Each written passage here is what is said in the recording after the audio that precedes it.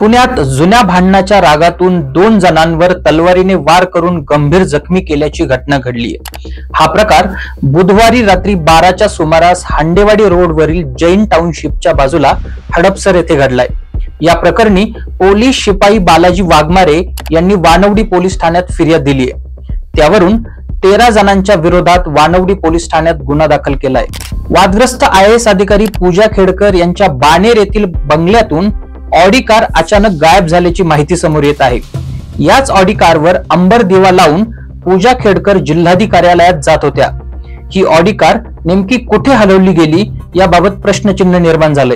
DRDO विभागातील हवालदार हरेंद्र सिंग यांनी स्वतःवर गोळी झाडून आत्महत्या केली।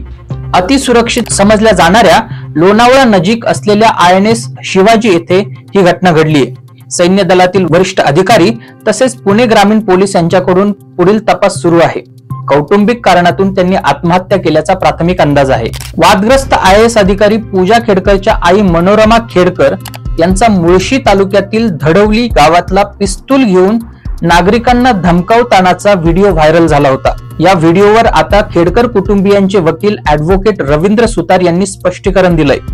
मनोरमा खेडकर यांनी स्वसंरक्षणासाठी गन बाळगली असल्याचं त्यांनी यावेळी सांगितलं। पेपर फुटीला आळा घालण्यासाठी महत्वाचा असा महाराष्ट्र स्पर्धा परीक्षा अनुचित मार्गास प्रतिबंधक 2024 हा कायदा विधिमंडळात मंजूर करण्यात आलाय। राज्यपालांची सही झाल्यानंतर राज्यात हा कायदा लागू होणार आहे। त्यामुळे विद्यार्थ्यांना मोठा दिलासा मिळणार असून परीक्षेतील तोतियागिरीला तसेच पेपर फुटीला आळा बसणार आहे।